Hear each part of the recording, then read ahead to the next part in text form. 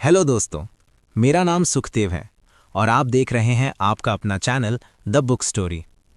सोचिए अगर आपके दिमाग में हर दिन 60,000 से ज़्यादा विचार आते हों और उनमें से ज़्यादातर आपको चिंता, गुस्सा और थकान देते हों, तो क्या आप सच में आज़ाद हैं?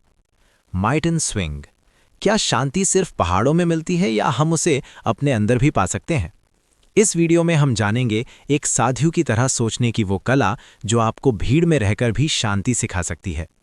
नमस्ते दोस्तों, स्वागत है आपका द बुक स्टोरी में, जहां हम लाते हैं आपके लिए बेहतरीन सेल्फ हेल्प किताबों की तेज और असरदार ऑडियो समरी। अगर आप जीवन को बेहतर समझना चाहते हैं तो हमारे साथ जुड़िए, लाइक, सब्सक्राइब और बेल आइकन जरूर दबाएं ताकि कोई सीख आपसे न छूटे। आज हम बात कर रहे हैं उस किताब की जिसे पढ़कर लाखों लोगों ने अपनी सोच और जिंदगी बदल दी। Think like a monk by Jay Shetty.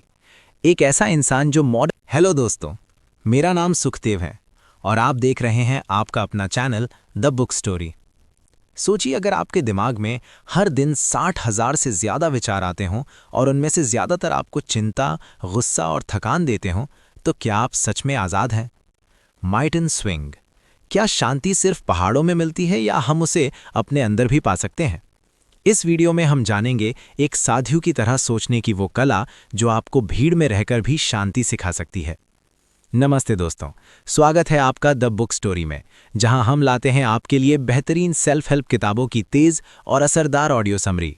अगर आप जीवन को बेहतर समझना चाहते हैं तो हमारे साथ जुड़िए, लाइक, सब्सक्राइब और बेल आइकन जरूर दबाएं ताकि कोई सीख आपसे न छूटे। आज हम बात कर रहे हैं उस किताब की जिसे पढ़कर लाखों लोगों ने अपनी सोच और जिंदगी बदल दी। Think like a monk by Jay Shetty. एक ऐसा इंसान जो मॉडर्न दुनिया से निकलकर साधु बना और फिर वहां से जो सीख कर आया वो अब हमारे लिए इस किताब में लेकर आया है। चलिए शुरू करते हैं। चैप्टर 1, मन की भीड़ से शांति की ओर। हम सब के अंदर एक बंदर बैठा है। वो कूदता है, भागता है, हर आवाज पर चौंकता है और एक जगह टिकता नहीं। कभी फ्यूचर की चिंता करता है, कभी पास्ट की गलती में डूबा रहता है, और यही बंदर हमारा मन बन चुका है। लेकिन सोचिए, क्या हम इस बंदर को समझा सकते हैं? क्या हम इसे शांत बैठा सकते हैं? जय शेट्टी कहते हैं, हाँ बिल्कुल कर सकते हैं। और यही इस किताब की शुरुआत है, हमारे मन को समझने की और उसे साधु की तरह ट्रेन करने की। जब जय छोटी उम्र में थे तो उसके दोस्त पार्टी कर रहे थे, करियर प्लान कर रहे थे और वो एक साधु के साथ आश्रम में रह रहे थे। लोगों ने कहा पागल हो गया है, पर असल में वही उसकी सबसे बड़ी क्लैरिटी की शुरुआत थी। वो कहते हैं, हम सब सोचते हैं कि जिंदगी हमें सक्सेस से खुशी देगी, लेकिन मंक बनकर मैंने सीखा कि असली खुशी तो तब मिलती है जब हम अपने अंदर के शोर को शांत करना सीखते हैं। अब जरा रुकिए, अपने बारे में सोचिए। सुबह उठते ही व्हाट्सएप, इंस्टाग्राम, काम की भागदौड़, फैमिली की जिम्मेदारी, दिन खत्म होने तक खुद के लिए बस थकान बचती है। पर क्या आपने कभी अपने मन से पूछा, तू ठीक है? हम सब के मन में वो बंदर है जो हर पल रिएक्शन करता है। कोई कुछ कह दे तो दुखी हो जाते हैं, तारीफ मिले तो खुश हो जाते हैं, और कोई नज़रअंदाज कर दे तो टूट जाते हैं। मंक बनना मतलब किसी पहाड़ पर जाकर ध्यान लगाना नहीं होता। मंक बनना मतलब है अपने रिएक्शन को पॉज करना सीखना, सोच समझकर जवाब देना, अपने अंदर की आवाज़ को पहचानना। जय कहते हैं, जब हम दूसरों के शोर से ज़्यादा अपनी इनर वॉइस सुनने लगते हैं तभी ट्रांसफॉर्मेशन शुरू होता है। तो अब सवाल ये है, क्या आप भी अपने अंदर की आवाज़ को सुनना चाहते हैं? क्या आप भी उस बंदर को थोड़ा शांत करना चाहते हैं? अगर हाँ, तो ये किताब और ये वीडियो आपके लिए है। चैप्टर 2, नेगेटिविटी को पहचानना और उससे निपटना। कभी कभी ऐसा लगता है जैसे जिंदगी बस शिकायतों और नेगेटिव सोच से घिर गई है। किसी का बर्ताव अच्छा नहीं लगा, किसी ने कुछ कह दिया, कुछ वैसा हो गया जैसा हम चाहते नहीं थे, और फिर दिन भर वही चीज़ें मन में घूमती रहती हैं। जय कहते हैं, हम सब अपने आसपास के माहौल का बहुत असर ले लेते हैं। हम सुबह उठते ही मोबाइल उठाते हैं और पहला काम होता है दूसरों की जिंदगी देखना। कौन कहाँ घूम रहा है, किसके पास क्या है। फिर अंदर से आवाज़ आती है, मेरे पास ये क्यों नहीं। यहीं से शुरू होता है कंपैरिजन और फिर नेगेटिविटी। जय ने एक बार कहा था, हम अपने थॉट्स के मालिक नहीं बनते तो वे हमें अपना गुलाम बना लेते हैं। अब सोचिए, अगर आप हर रोज़ खुद से बोलें, मैं अच्छा नहीं हूँ, मेरे साथ ही सब गड़बड़ होता है, लोग मुझे पसंद नहीं करते, तो क्या आपका दिमाग आपको खुशी की तरफ ले जाएगा? नहीं। इसलिए मंक माइंडसेट सिखाता है, सबसे पहले नेगेटिव सोच को पहचानो। जय का एक सिंपल तरीका है, स्पॉट, स्टॉप, स्वॉप। पहचानो कि कौन सी सोच तुम्हें नीचे खींच रही है। रुको और खुद से पूछो, क्या ये सोच सच में मेरी है या किसी और ने मुझ में भर दी है? और फिर बदल दो उस सोच को ग्रैटिट्यूड या सीख में। एग्जाम्पल के तौर पर, अगर मन में ये आ रहा है कि मैं दूसरों जितना स्मार्ट नहीं हूं, तो रुक कर खुद से कहो, शायद मैं उनके जैसा नहीं हूं, पर मेरी अपनी क्वालिटीज़ हैं जो किसी में नहीं। जय शेट्टी बताते हैं कि जैसे हम गंदी हवा से दूर रहते हैं, वैसे ही नेगेटिव लोगों और सोच से भी दूर रहना ज़रूरी है, क्योंकि ये चीज़ें धीरे धीरे अंदर बैठ जाती हैं और हमारी सोच को जहर की तरह नुकसान देती हैं। मंक बनना सिर्फ शांत दिखने का नाम नहीं है। मंक बनना मतलब है अंदर की गंदगी को पहचान कर उसे धोते रहना। और सबसे ज़रूरी बात, खुद से प्यार करना सीखो, क्योंकि जब तक आप खुद से खुश नहीं होंगे, तब तक दुनिया की कोई तारीफ, कोई इंसान आपको पूरा नहीं कर पाएगा। तो अगली बार जब मन बोले मैं बेकार हूं, तो उसे रोक कर कहो, नहीं, मैं उस सफ़र पर हूं जहां मैं खुद को और बेहतर बना रहा हूं। चैप्टर 4, डिस्ट्रैक्शन यानी ध्यान भटकाने वाली चीज़ों से कैसे बचें। सुबह उठते ही सबसे पहले कौन सी चीज़ हम उठाते हैं? मोबाइल।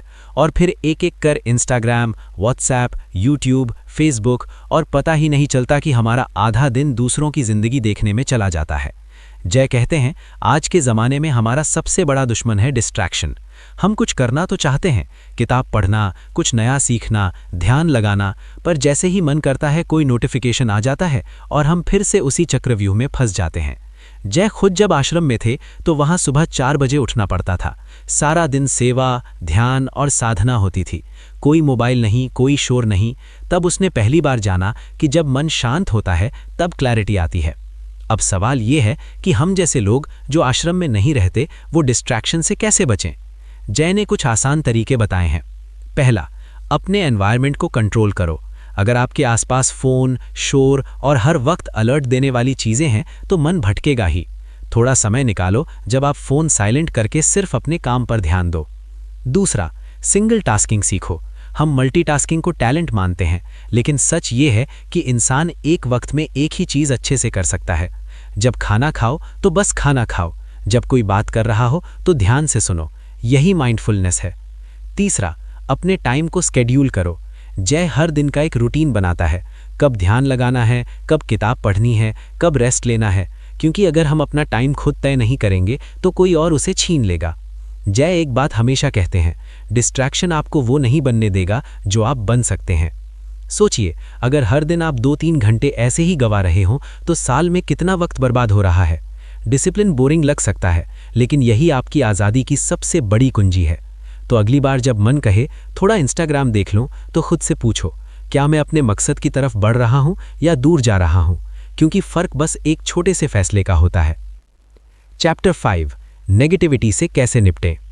हम हर दिन लोगों से मिलते हैं, कुछ हमें आगे बढ़ने की हिम्मत देते हैं और कुछ हमारी हर कोशिश में कमी निकालते हैं। जय शेट्टी कहते हैं, दुनिया में नेगेटिविटी से बचा नहीं जा सकता, लेकिन हम ये ज़रूर तय कर सकते हैं कि उसका असर हम पर कितना हो।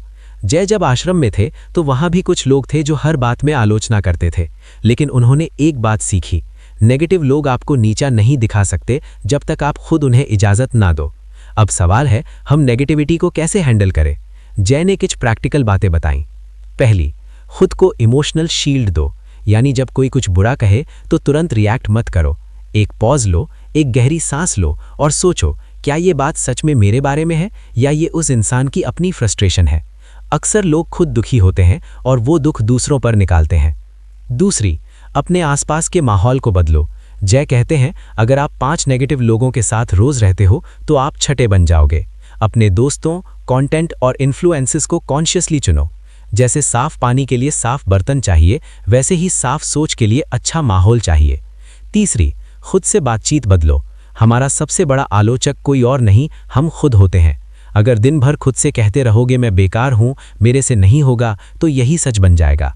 जय कहते हैं, पॉजिटिव सेल्फ टॉक एक मेडिटेशन की तरह है जो अंदर की जहर को कम करती है, को बाहर निकालता है। और सबसे ज़रूरी बात, माफ़ करना सीखो, क्योंकि जब आप किसी को माफ़ करते हो तो असल में खुद को आज़ाद करते हो।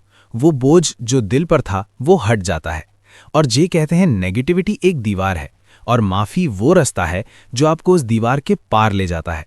इसलिए अगली बार जब कोई आपको नीचा दिखाए या ताना मारे तो बस मुस्कुरा कर सोचिए, मैं वो नहीं हूं जो ये सोच रहा है, मैं वो हूं जो मैं खुद को मानता हूं। चैप्टर 6 फियर यानी डर को कैसे समझें और हराएं। डर वो जो हर इंसान के भीतर होता है, कभी हारने का डर, कभी अकेले रह जाने का डर, तो कभी कुछ नया करने का डर। जे शेट्टी कहते हैं डर बुरा नहीं होता, वो तो हमें सतर्क करता है। समस्या तब होती है जब डर हमें आगे बढ़ने से रोकने लगता है। जे खुद जब आश्रम छोड़कर दुनियावी जीवन में आए तो सबसे ज्यादा डर इस बात का था, क्या लोग उसे अपनाएंगे, क्या उसकी बातों को कोई मानेगा। लेकिन फिर उसने एक गहरी बात समझी, डर की जड़ भविष्य में छिपी होती है और उसका इलाज वर्तमान में है। यानी हम डरते हैं उस चीज से जो हो भी सकती है और नहीं भी, पर हम उसे इतना बड़ा बना लेते हैं कि वो हमारी हिम्मत को निगल जाता है। जे कुछ आसान बातें बताते हैं डर से निपटने के लिए। पहली, डर को नाम दो। अक्सर हम बस कहते हैं मुझे डर लग रहा है, लेकिन किस चीज का डर है? नाकामी का, लोगों की राय का? जब आप अपने डर को पहचान लेते हो तो वो आधा कमजोर हो जाता है। दूसरी, डर को टीचर मानो, दुश्मन नहीं। जे कहते हैं हर डर हमें कुछ सिखाने आता है, कभी धैर्य, कभी विश्वास, कभी आत्मबल। जब आप डर से भागते नहीं बल्कि उससे बात करते हो तब वो डर आपके लिए एक गाइड बन जाता है। तीसरी, छोटे कदम लो।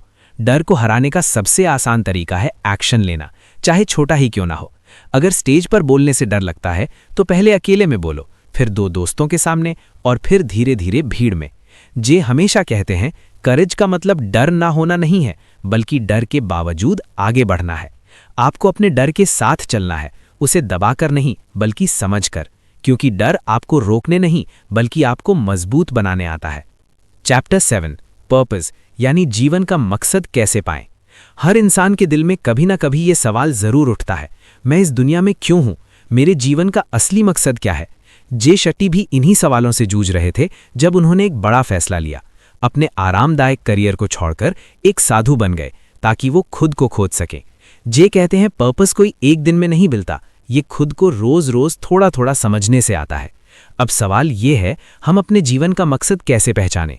जे 3 चीजें बताते हैं। पहली, अपना पैशन खोजो, यानी वो चीज जो तुम बिना थके कर सकते हो, वो काम जिसे करते हुए वक्त का पता ना चले, चाहे वो लिखना हो, बोलना हो, सिखाना हो या बनाना। जे कहते हैं पैशन वो बीज है जिससे पर्पस का पेड़ उगता है। दूसरी, अपनी स्ट्रेंथ पहचानो। हर इंसान में कुछ खास होता है, कोई अच्छा सुन सकता है, कोई अच्छा समझा सकता है, तो कोई लोगों को जोड़ सकता है, कोई लोगों को हील कर सकता है। जे कहते हैं तुम्हारी ताकत ही तुम्हारी दिशा बन सकती है। तीसरी, दूसरों की सेवा को जोड़ो। जे के अनुसार पर्पस सिर्फ खुद को खुश करने में नहीं है, बल्कि अपनी खुशियों को किसी और की मदद में लगाने में है। जब आप अपना टैलेंट किसी और की जिंदगी बेहतर करने में लगाते हो, बस वही आपका सच्चा पर्पस होता है। जे एक बहुत प्यारी बात कहते हैं, serve the pain you once lived with, यानी उस दर्द में दूसरों की मदद करो जिससे तुम खुद कभी गुजरे थे। और हाँ, पर्पस कोई बड़ा पद या शोहरत नहीं है। पर्पस वो है जो आपको सुबह उठने की वजह देता है और रात को चैन की नींद। चैप्टर 8 ईगो यानी अहम से कैसे निपटें और विनम्रता कैसे लाएं। कई बार हम बहुत कुछ सीख जाते हैं, बहुत आगे बढ़ जाते हैं, लेकिन एक चीज हमें चुपचाप पीछे खींचती रहती है, हमारा ईगो। जे शेट्टी कहते हैं ईगो वो आवाज है जो कहती है मैं सब जानता हूं, जबकि विजडम वो आवाज है जो कहती है मुझे और सीखना है। जे जब एक भिक्षु था तब उसे हर रोज जमीन साफ करनी पड़ती थी, बर्तन धोने पड़ते थे और दूसरों की सेवा करनी होती थी। उसने सोचा मैं तो पढ़ा लिखा हूं, इतना सब क्यों करूं। तभी एक सीनियर साधु ने कहा अगर तुम बर्तन नहीं धो सकते तो दुनिया का बोझ कैसे उठाओगे। जे तब समझा सच्ची ग्रोथ तभी आती है जब हम अपना ईगो छोड़ते हैं। अब सवाल यह है कि हम अपने ईगो को कैसे पहचानें और कम करें। पहली बात, ईगो वर्सेस सेल्फ रिस्पेक्ट को समझो। सेल्फ रिस्पेक्ट कहती है मैं भी दूसरों जैसा ही सम्मान चाहता हूं। ईगो कहती है मुझे सबसे ज्यादा सम्मान चाहिए। सेल्फ रिस्पेक्ट आपको ग्राउंडेड रखती है, जबकि ईगो आपको दूसरों से ऊपर दिखाने की चाह देती है। दूसरी बात, ईगो की निशानियां पहचानो। जब आपको हमेशा जीतना है, जब आप सुनने की बजाय सिर्फ बोलना चाहते हैं, जब आप दूसरों की तारीफ बर्दाश्त नहीं कर पाते, तो समझो ईगो हावी है। तीसरी बात, खुद को छोटा समझो पर कमजोर नहीं। जे कहते हैं जब हम खुद को एक स्टूडेंट मानते हैं तभी सीखते हैं। ईगो आपको बंद कमरे में बंद कर देता है जहां सिर्फ आपकी ही आवाज गूंजती है। ईगो को हराने का सबसे अच्छा तरीका है सेवा। जब आप दूसरों की मदद करते हैं बिना किसी स्वार्थ के, तो ईगो धीरे धीरे पिघलता है। और सबसे बड़ी बात, ईगो को मारना नहीं है बल्कि उसे मैनेज करना है। जे कहते हैं जो इंसान विनम्र होता है वही सच में महान बनता है। चैप्टर 9 ग्रैटिट्यूड यानी आभार की ताकत। क्या कभी आपने गौर किया है, जब हम किसी छोटी सी चीज के लिए भी शुक्रिया कहते हैं तो दिल हल्का लगने लगता है, मन शांत हो जाता है, एक पॉजिटिव वाइब चारों तरफ फैल जाती है। जे शटी कहते हैं ग्रैटिट्यूड यानी आभार एक ऐसा अभ्यास है जो हमारे दिमाग को कंप्लेंट से सेलिब्रेशन की तरफ मोड़ता है। जे के मुताबिक जब हम हर दिन किसी एक चीज के लिए भी आभार प्रकट करते हैं तो हम दुख में भी कुछ अच्छा देख पाते हैं, और जब अच्छा समय आता है तो उसका आनंद दोगुना हो जाता है। लेकिन आज की दुनिया में हम अक्सर क्या करते हैं, हम अपनी जिंदगी को दूसरों से तुलना करते हैं, उनके पास क्या है हमसे ज्यादा, और इसी में हम भूल जाते हैं हमारे पास क्या क्या है जो अनमोल है। जे एक खूबसूरत अभ्यास बताते हैं, हर दिन 3 चीजें लिखो जिनके लिए तुम आभारी हो, छोटी हो या बड़ी फर्क नहीं पड़ता। जैसे मैं 3 चीजें लिखूंगा जिनके लिए मैं आभारी हूं। आज ठीक से सांस ले पा रहा हूं, मेरे पास एक बिस्तर है जहां मैं चैन से सोता हूं, आज किसी ने मुस्कुराकर मुझे देखा।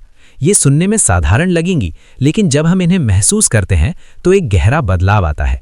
जे कहते हैं ग्रैटिट्यूड हमारे मन को स्कैसिटी से अबंडेंस की ओर ले जाता है, यानी कमी से भरे सोच से भरपूर सोच की ओर। ग्रैटिट्यूड से हमारी सोच पॉजिटिव होती है, रिश्ते मजबूत होते हैं और हमारा ध्यान शिकायत से समाधान की ओर जाता है। और सबसे अहम बात, जब आप दूसरों के प्रति आभार जताते हैं तो वो महसूस करते हैं कि उनकी मौजूदगी मायने रखती है। जे कहते हैं जिसने आभार का अभ्यास सीख लिया उसने जिंदगी का सबसे गहरा राज जान लिया। चैप्टर 10 पर्पस यानी जीवन का असली मकसद क्या है। सोचिए, अगर कोई आपसे पूछे तुम किस लिए जी रहे हो, तो क्या आप तुरंत जवाब दे पाएंगे? जे शटी कहते हैं अगर हम नहीं जानते कि हम क्यों जी रहे हैं तो हम बस भीड़ का हिस्सा बन जाते हैं। पर्पस यानी मकसद वो वजह जो हमें सुबह उठने पे मजबूर करे, वो जज्बा जो मुश्किलों में भी हमें टिकाए रखे, वो रोशनी जो अंधेरे में रास्ता दिखाए। जे ने जब भिक्षु जीवन जिया तो उसने देखा कि वहां हर किसी के जीवन का एक मकसद था, सेवा, ध्यान और दूसरों को अपलिफ्ट करना। लेकिन आज की दुनिया में हम क्या कर रहे हैं, हम बस सर्वाइवल में फंसे हैं, job, EMI, phone, social media, और इसी में हम अपना वाई भूल जाते हैं। जे कहते हैं पर्पस कोई बड़ी चीज नहीं होती, बल्कि वो होता है जो आपके दिल को सच्चा सुकून दे। अब सवाल ये है, हम अपना पर्पस कैसे खोजें? जे एक सिंपल तरीका बताता है, हेड, हार्ट, हैंड। हेड, क्या चीज है जो तुम्हें इंटेलेक्चुअली एक्साइट करती है? हार्ट, क्या चीज है जो तुम्हारा दिल छूती है? हैंड, क्या चीज है जो तुम करने के लिए तैयार हो? जहां ये तीनों मिलते हैं वही है तुम्हारा मकसद। जे का पर्पस था लोगों की जिंदगी में पॉजिटिव बदलाव लाना, इसीलिए उसने सोशल मीडिया को एक मठ बना दिया जहां हर वीडियो, हर पोस्ट किसी की सोच बदलती है। जे कहते हैं अगर तुम नहीं जानते कि तुम्हारा मकसद क्या है तो कम से कम दूसरों की मदद करना शुरू कर दो, यही करते करते तुम्हें अपना रास्ता दिख जाएगा। पर्पस मिलने से जीवन की चाल बदल जाती है, हर दिन का मतलब होता है, हर दर्द का कारण समझ में आता है और हर जीत बहुत ज्यादा मायने रखने लगती है। चैप्टर 11 सेवा यानी सर्विस का असली मतलब क्या है। एक बार जे अपने गुरु के साथ किसी गांव में गए, वहां उन्होंने देखा गुरु घंटों तक लोगों के पैर धो रहे हैं, उनके घरों की सफाई कर रहे हैं और हर किसी को हंसी खुशी भोजन परोस रहे हैं। जे ने पूछा, गुरुजी आप ये सब अपने हाथों से क्यों कर रहे हैं? गुरु मुस्कुराए और बोले, जब तुम सेवा करते हो तो तुम अपने अहम यानी ईगो को धोते हो, यही है सर्विस। जब हम किसी को बिना किसी उम्मीद के दिल से कुछ अच्छा देने की कोशिश करते हैं। आज की दुनिया में हम हर चीज का बदला चाहते हैं, मैं तुम्हारे लिए ये करूंगा अगर तुम मेरे लिए वो करोगे। लेकिन जे कहते हैं service is not about return, it's about transformation, तुम्हारे भीतर का बदलाव। जब हम दूसरों की मदद करते हैं तो हमारे अंदर एम्पैथी पैदा होती है, हम औरों के दर्द को महसूस कर पाते हैं, हमारा माइंड, हमारा ईगो, हमारी शिकायतें सब धीमे धीमे पिघलने लगती हैं। जे की जिंदगी में ये मोड़ तब आया जब उन्होंने एक अनाथालय में बच्चों के साथ समय बिताया। कोई उन्हें पहचानता नहीं था, ना कोई लाइक या कमेंट मिल रहे थे, फिर भी उन्होंने पहली बार इनर पीस को महसूस किया। जे कहते हैं service is meditation in action. जब आप सेवा करते हो तो आप दूसरों से ज्यादा खुद को ठीक कर रहे होते हो। और हाँ, सर्विस का मतलब ये नहीं कि आप कोई बहुत बड़ा काम करो, कभी किसी का सामान पकड़ लिया, किसी को मुस्कुरा कर देख लिया या किसी की बात ध्यान से सुन ली, ये भी सेवा है। और जब आपकी लाइफ का मकसद सेवा बनता है तो आपके डिसीजंस सेल्फिश नहीं होते, वो थॉटफुल और सोलफुल बनते हैं। चैप्टर 12 रिश्तों की असली समझ, थिंक लाइक अ मंक के नजरिए से। हम सब ने कभी ना कभी ये महसूस किया है, कोई हमें समझता नहीं, रिश्ते बोझ बन गए हैं। सब कुछ देता हूं पर बदले में कुछ नहीं मिलता। जे शेट्टी कहते हैं असल में समस्या रिश्तों में नहीं बल्कि हमारी उम्मीदों और समझ में है। जब जे आश्रम में थे तो वहाँ के साधु हर रिश्ते को सेवा और धैर्य के साथ निभाते थे। वो ये नहीं सोचते थे कि मुझे क्या मिलेगा, बल्कि ये सोचते थे मैं क्या दे सकता हूँ। शेट्टी सिखाते हैं कि किसी भी रिश्ते को बेहतर बनाने के लिए 3 चीज़ें ज़रूरी हैं। नंबर 1, कम्युनिकेशन, खुलकर बात करना बिना डरे। अक्सर हम सामने वाले से उम्मीद करते हैं कि वो बिना कहे सब समझे, लेकिन सच ये है कि साइलेंस रिश्तों को तोड़ता है। नंबर 2, कंपैशन, करुणा और सहानुभूति। कभी कभी सामने वाला गलत नहीं होता, वो बस थका हुआ होता है। उसे आपके गुस्से से नहीं, आपकी समझदारी से राहत मिल सकती है। नंबर 3, कंपैटिबिलिटी, नहीं कमिटमेंट ज़रूरी है। जे कहते हैं रिश्ते टिकते हैं प्यार से नहीं बल्कि नीयत से। जब आप तय कर लेते हैं कि मैं इस रिश्ते को निभाऊंगा, तभी उसका असली रूप सामने आता है। जे एक बात और कहते हैं, कभी अपने आप से भी रिश्ता बनाओ, क्योंकि जब तक आप खुद से खुश नहीं होंगे तो आप किसी और को भी खुश नहीं रख सकते। तो अगली बार जब कोई रिश्ता टूटने लगे तो सोचिए, क्या मैंने सामने वाले को समझने की पूरी कोशिश की? क्या मैंने खुद को समझने का समय दिया? इस चैप्टर से हमें यही सीख मिलती है कि रिश्ते तब खूबसूरत बनते हैं जब उसमें अहंकार की जगह समझ और शिकायत की जगह संवाद होता है। Chapter 13, think like a monk की प्रेरणादायक यात्रा का सार। तो अब जब हम इस किताब की आखिरी सीढ़ी पर हैं, एक बार रुककर खुद से पूछिए, क्या अब मैं सच में एक साधु की तरह सोच सकता हूँ? जे शेट्टी हमें पूरी किताब के जरिए यही सिखाते हैं कि मंक बनना सिर्फ सिर मुंडवाना या पहाड़ों में जाना नहीं है, बल्कि ये एक माइंडसेट है, एक ऐसा नज़रिया जो दुनिया को नॉइस की जगह साइलेंस में देखता है। उन्होंने हमें सिखाया कि फियर को कैसे फेस किया जाए, पर्पस कैसे ढूंढा जाए, डिस्ट्रैक्शन से दूर रहकर डिसिप्लिन कैसे लाया जाए, नेगेटिविटी को फिल्टर कैसे किया जाए, सेवा के जरिए खुद को कैसे पाया जाए, और सबसे ज़रूरी रिश्तों में प्यार, समझ और धैर्य कैसे लाया जाए। जे कहते हैं आपको दुनिया नहीं बदलनी, आपको खुद को बदलना है, बाकी सब खुद ब खुद बदलने लगेगा। थिंक लाइक अ मंक कोई सीधा जवाब नहीं देता, ये आपको सवाल करना सिखाता है। मैं कौन हूँ? जिंद रहनिया, मुझे क्या चाहिए, मैं किसके लिए जी रहा हूँ? दोस्तों, उम्मीद है कि आपने आज की इस वीडियो से ज़रूर कुछ ना कुछ सीखा होगा। तो इस वीडियो को लाइक और अपने दोस्त के साथ शेयर भी ज़रूर कीजिएगा, और हमें ऐसे ही सपोर्ट करने के लिए द बुक स्टोरी चैनल को सब्सक्राइब और घंटी बटन को ज़रूर दबा दीजिएगा। चलिए मिलते हैं फिर अगली वीडियो में, तब तक के लिए अपना ख्याल रखें। धन्यवाद।